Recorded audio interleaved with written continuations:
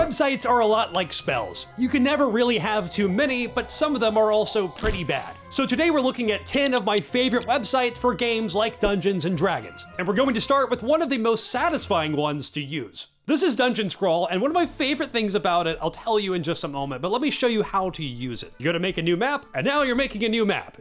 It's exactly what you would expect it to be. Now, the best part about Dungeon Scrawl is how intuitive it is to use. You can choose your map style over here on the left, and then your default tool is simply the box tool. You drag this, you release, and boom, you have a dungeon scrawled out in front of you. You can extend this easily like so, and it includes every tool you think you might need, as well as a few that you might not have thought of. So for example, this is drawing your dungeon, but you can switch to the erase mode and make yourself some little columns or walls or whatever you want to call it. You can change how many sides it has. You can just kind of go crazy, and no matter what you do, it looks great. There's a path tool for drawing paths, a polygon tool for, well, drawing polygons. You can easily draw in doors, but in staircases, and probably one of the most intuitive ways I've ever seen, like that. But you can also turn on rough mode. So all of these walls are very clean, but if you wanted to make something that looks a bit more natural, you put on the rough mode, you draw this, and then before you finish the drawing, you can scale how rough you want the walls to be. So I want it to be kind of rough like a cave. I draw that,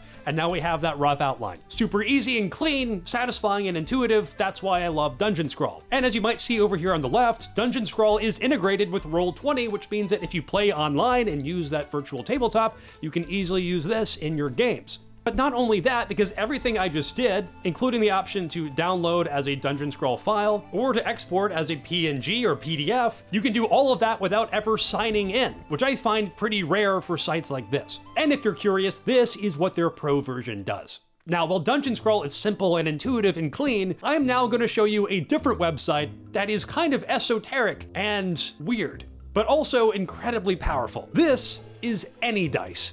Now, AnyDice at first glance looks kind of drab, and in many ways, you would be right. But let me show you just a morsel of what this website can do. AnyDice is, as they describe themselves, a dice probability calculator. And if that sounds simple, it is in concept, but in application, this thing is so deep.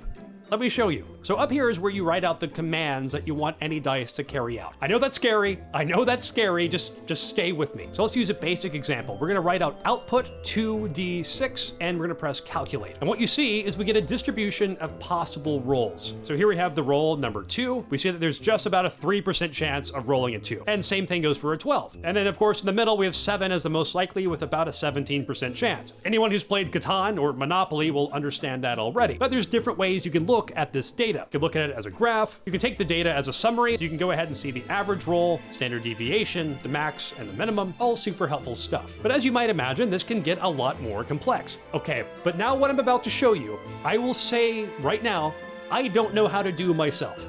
I didn't say this website was easy, I just said it was powerful. Let me show you using their articles. So if you go to the article page, they'll show you a bunch of different examples of things that you can calculate using AnyDice. So for example, let's go to D&D 4 attacks. So this is an article explaining how to use AnyDice to calculate all the data associated with a character that can take 4 attacks in a single turn on Dungeons & Dragons. That's taking in dealing damage, comparing different weapons, whether you use different abilities, and taking into account armor class. And as you can see, this goes deep because you can build functions. So the question is, who would use this and why? Well, for me, there's 2 types of people. One are people who simply want to understand these specific crunchy numbers behind the things they do in their games. And the other are people who are building homebrew and want to have a very good understanding of what they're making and why they're making it that way. If you want to check out AnyDice, I will link to it in the description along with every website on this list. And you can check out their articles and documentation as well as the function library to get a better understanding of how it works. Just let me know in the comments if you do dive in deep.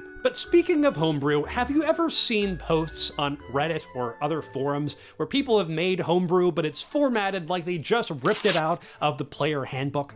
It's got that paper textured, it's got the cool fonts and the delineations between different parts. Have you ever wondered how people make that? Now, I'm sure there's a lot of ways to go about doing it, but the way that I like the most is using the Homebrewery. Now, this is the Homebrewery here. I'm gonna bring up a blank page here. So on the left, we have our editor, and on the right, we have our output. Right now, there's nothing in the editor, so there's nothing in the output, but this is how simple it is to use. You go to the top, and you find something you wanna make. So say we wanna make a spell. We'll go to Player Handbook, click Spell, and it will generate a spell for us, which This usually has some really funny, witty descriptions if you want to read those, but the nice thing is in the editor, we can change anything in this and it will change in the output. So instead of cursed ritual of bad hair, we have ritual of like and subscribe. And you can change all the information. You can poke around and see what else they have. They have class features, monster stat blocks, quotes, magic items, different fonts, different formatting. Really, the world is your oyster in Homebrewery. And here you can make anything from a simple item all the way to a full-fledged adventure and have it exported as a really clean, professional-looking asset. Not to mention that it's a great way to share editable versions of these things with your friends or players. Love the Homebrewery, go check it out. The Homebrewery and AnyDice,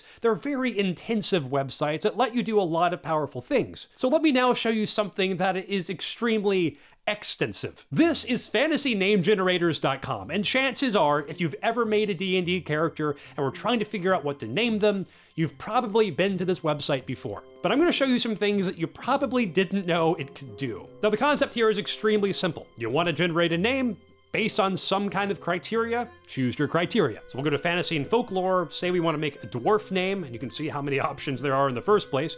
But we'll go to dwarf names, you can choose male names or female names, and it'll give you a list of dwarf names every time you click the button. Now again, there are hundreds of categories here, from as generic as dwarf names to as specific as the name of a cow in Minecraft.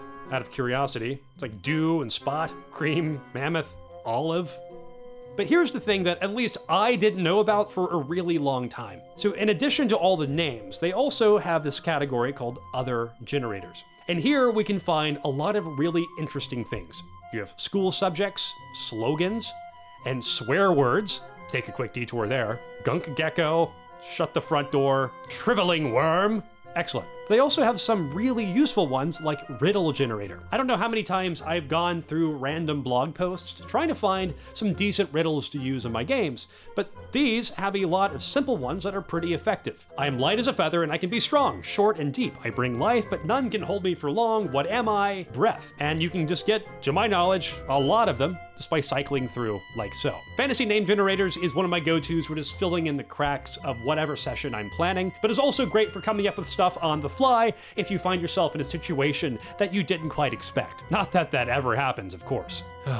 Now this next website is truly epic in scale and potential. But first, let me tell you about another website that might make your life a little bit better, and that's the website of today's sponsor, Manta Sleep. The days are longer, the sun is brighter, and while all of that extra daylight can feel energizing, it can also quietly sabotage your sleep. Later sunsets disrupt your body's natural circadian rhythm, making it harder to fall asleep, stay asleep, and wake up feeling refreshed. And that is where Manta Sleep comes in. I've said it before, but Manta Sleep masks are like casting a sleep spell on yourself.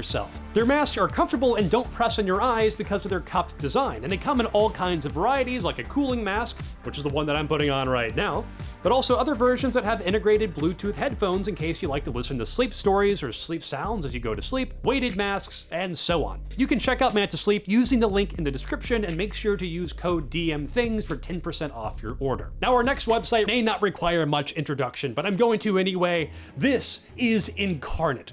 Inkarnate is a map-making software, but unlike Dungeon Scrawl, which makes simple hand-drawn maps, Inkarnate makes these extremely epic maps of all kinds of proportions. Anywhere from an entire world map all the way down to the map of a single room with a lot of detail. I could make an entire video just on Inkarnate, but you can see here that you have different styles of maps to start with. I really like the parchment world myself, and it is flush with all kinds of tools to make the maps that you want to make. You can draw out your land masses, paint them different colors, and browse from a huge library of assets to mark your map with different landmarks. You can take this really far. Now, I would never claim to be a master map maker, but to give you an example of what can be done, I'm going to the Explore tab where you can see other people's maps, and everything I'm showing you here was made in Inkarnate. I mean, look at this. This entire map was made in this website, but you'll also see these really incredible battle maps as well, like this one. This is really something you can sink your teeth into over a long period of time, and you can make some true works of art. But if you're a player, sometimes you want to really customize your character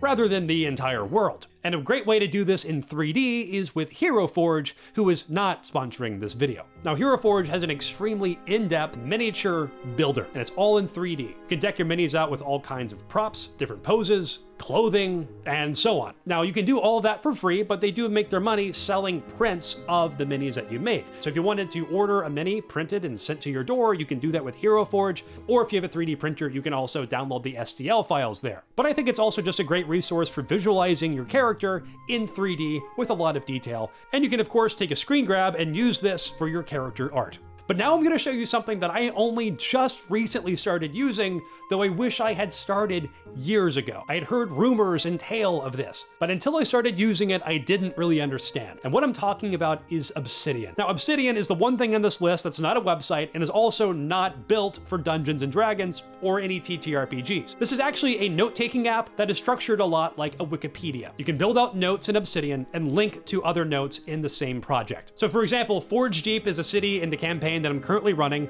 that I definitely didn't rip off from Iron Deep from World of Warcraft. Okay, stop asking me that. But you can see here that I have two hyperlinks. One is to Draconia, which will link to basically just a generic description of the setting, and the other is to the Forge Deep Museum, which is a place of interest in the campaign. Clicking on that will link to another note where I can link to other aspects that are important, like this NPC, Damian Sonder. Now you may already see the value there, but everyone's favorite feature here, and mine as well, is how you can visualize these connections. You can go to the graph view, and it will show you all the notes in your project and how they're connected to other notes. So for example, this is a campaign that I'm currently running. You can see this kind of mind map of different notes and how they're connected. So basically any note that's connected to another either references or is referenced by that other note. So let's look at Dave, for example. Dave is a one-off NPC that the party talked to one time, but I still made a note page for him because I thought he might come up later and I want to remember that. And so I made this note page about Dave, who works at the Forge Deep Museum, who spoke to the party, and contextualized was right before they met Damian Sonder. Really nice. Now this is of course just scratching the surface. There's a lot more going on in this software, but my favorite thing still might be the time-lapse animation. You can see a overtime visualization of your campaign and how the different ideas grow and form together as the campaign progresses, or I guess how your notes project progresses. And I think this is a great way to visualize your campaign and feel a little pride about the complexity that grows organically over time. The campaign I'm running right now is really my first time using this, but I think there's no going back for me.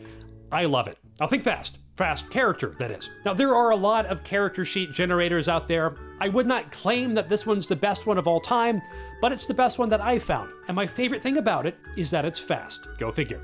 Now Fast Character simply lets you build character sheets for player characters really easily and really simply. You go through and fill out information, and the best part about it is you can fill out as much or as little as you want, and it still works. So I could go in here, I can choose a level 3. I'm gonna say that I'm a Dragonborn of the Blue Dragon ancestry, and I'll make myself a noble, and I'll choose a cleric life domain. Now I could go in and add in feats, custom ability scores. You can use this to build an entirely custom character, but I'm gonna leave it at that, and I'm gonna click Create Character. And boom, I have a character sheet. Now I don't think the character sheets min-max every single time, but they do at least take into account the important ability scores for the class that you chose. You can also change the display format that it exports to. For example, you can choose a mobile format, which is formatted to show up well on your phone. You have two different formats for Roll20, and so on. I keep this in my back pocket in case a character dies. Okay, characters die sometimes, it just happens. And instead of having that player go spend an hour building a character on their own,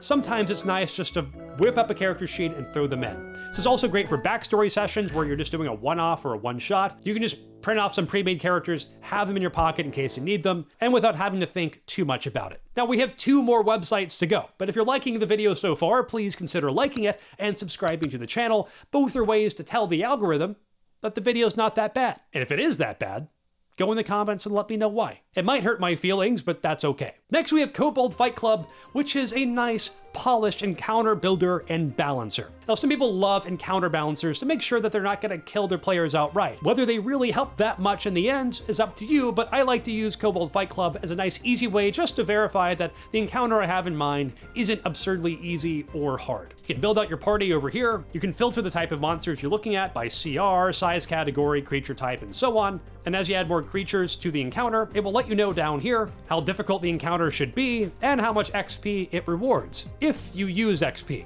Now they also have their own initiative tracker that I've never used.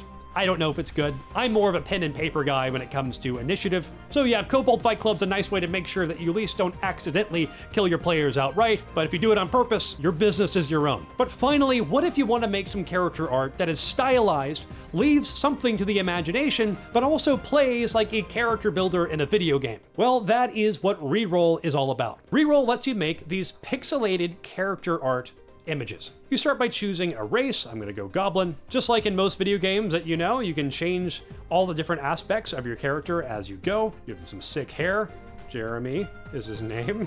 I don't know why. And then the best part is once you make your character, you can go to the inventory and deck them out with all kinds of cool assets. Like the sick helmet. He's not gonna wear pants because Jeremy don't wear pants. Some swords. Well, you get the picture. And when you're done, you can export your Jeremy either as a character card or just as the PNG of the character that you made. I like this a lot because it's a simple concept, it's really easy to use, and makes a character that is stylized but also doesn't describe every single little detail of your character and lets you kind of think about what it might look like in the world. And so that's it. 10 websites to check out or revisit for your future adventures. Now, these were just my 10 favorite, but if you've watched this far, please let us know in the comments what your favorite websites are for games like D&D. I'd like to learn about some more and check them out for myself. But anyway, that's it for today. Thanks for watching and have an excellent, excellent day.